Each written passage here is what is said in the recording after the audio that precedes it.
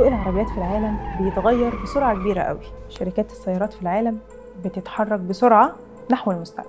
العربيات الكهربائية، شركات زي تسلا، مرسيدس، BMW، هيونداي قدمت موديلات بقدرات خارقة، تسارع جنوني، بأنظمة قيادة شبه ذاتية، شحن أسرع من الأول بكتير، وبقى العالم كله بيسوق العربيات دي.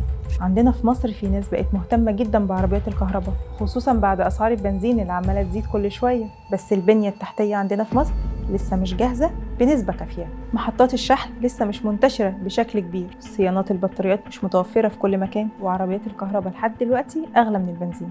ده غير إن بعض الناس واجهت مشاكل ظهرت أثناء الاستخدام، زي تأخير الاستجابة والسحب الضعيف. وفي مشاكل تانية في التوجيه والأعطال المفاجئة بتاعة البطاريات اللي بتفصل من غير إنذار، خاصة لو مشحونة غلط أو الضغط عليها زيادة.